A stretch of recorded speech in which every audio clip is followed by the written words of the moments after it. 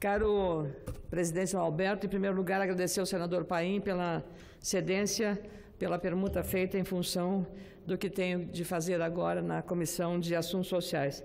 Eu queria começar aqui a minha fala, presidente, porque amanhã o Supremo Tribunal Federal volta a julgar as regras de indulto de Natal que podem beneficiar, inclusive, condenados por corrupção.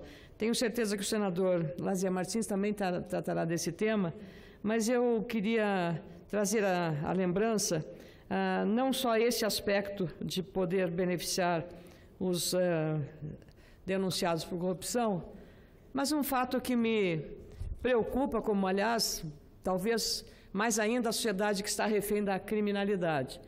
Fui autora de um projeto de lei, porque hoje, no caso do regime semiaberto, o preso pode deixar a prisão 4 vezes por ano, beneficiado por esse famoso chamado saidão. 4 vezes por ano.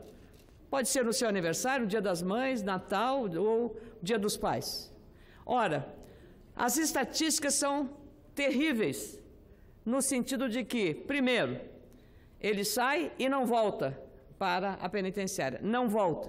Segundo, ele, em geral, pelas estatísticas, pela própria polícia reafirmadas, vai reincidir ou vai praticar um crime, seja latrocínio, seja roubo e assim por diante.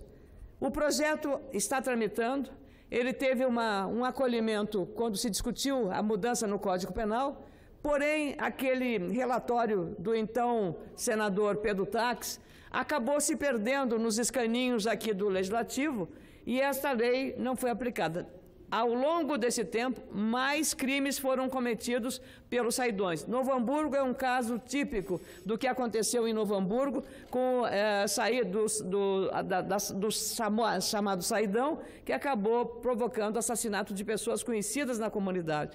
Então, eu trago de novo pedindo ao Supremo Tribunal Federal que avalie com cautela essa questão, porque a sociedade que já está refém da criminalidade corre o risco de, conforme o entendimento dos senhores ministros, claro, os presídios brasileiros não são absolutamente lugar de ressocialização, mas simplesmente de uma escola para o crime.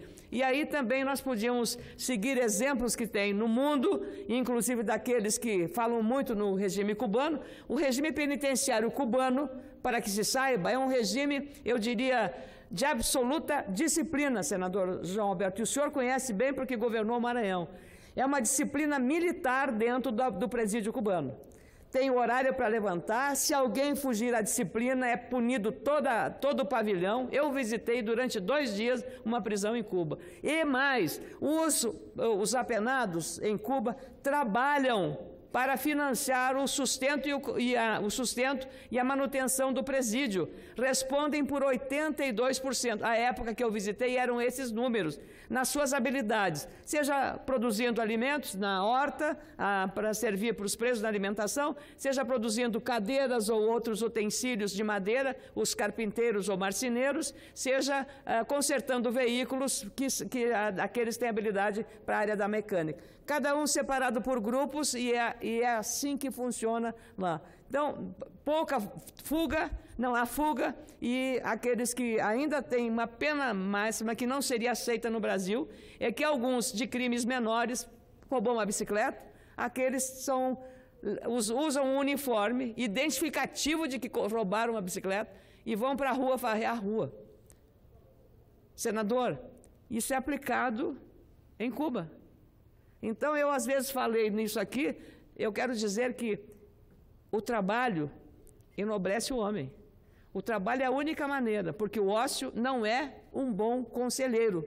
O ócio não é um bom conselheiro, ainda mais nas prisões superlotadas. Então, queria chamar a atenção para o Supremo Tribunal Federal, que, aliás, ontem, uma decisão também importante, o ministro Luiz Fux tratou de acabar e extinguir com o auxílio moradia para a magistratura, o que vem, de certa forma, não atenuar o impacto que terá financeiro do reajuste que foi aprovado pelo Senado Federal e, em relação aos magistrados, ao Supremo Tribunal Federal, como teto de salários, mas pelo menos dá um regramento e um disciplinamento a essa questão.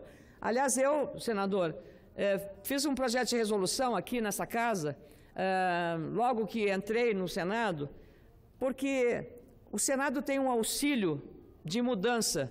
O senador que chega aqui, vem de um estado, seu estado, Maranhão, ou o Rio Grande do Sul, o senador Lazier, o senador Paim, vem do seu estado para mudar, trazer ou móveis ou utensílios, recebe um auxílio mudança. Quando volta, não eleito, não reeleito, recebe também o auxílio para voltar para o seu estado. O que eu fiz pela lógica?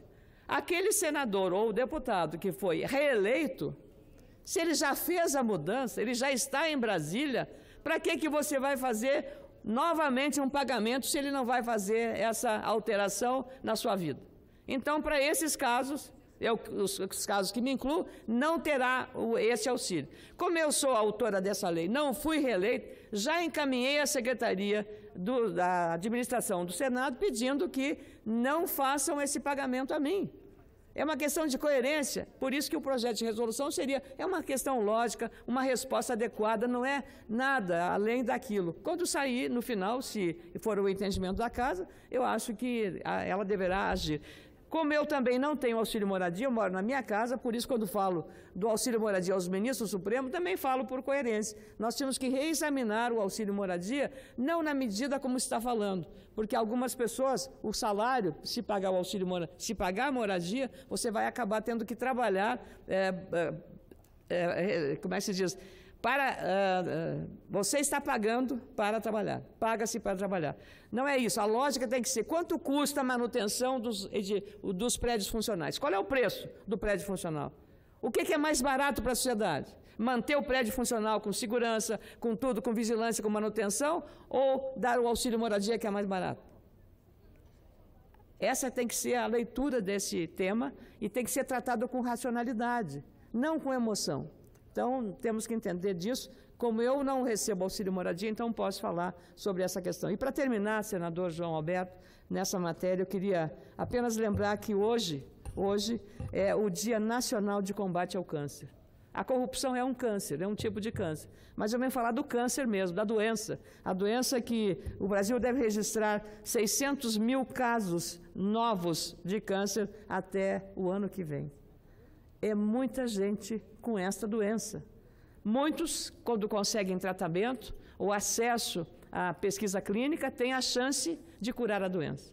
E o câncer, dentro de alguns anos, senador, será uma doença que nós vamos tratar como tratamos de diabetes, como tratamos de outras doenças que têm a manutenção com a medicação adequada.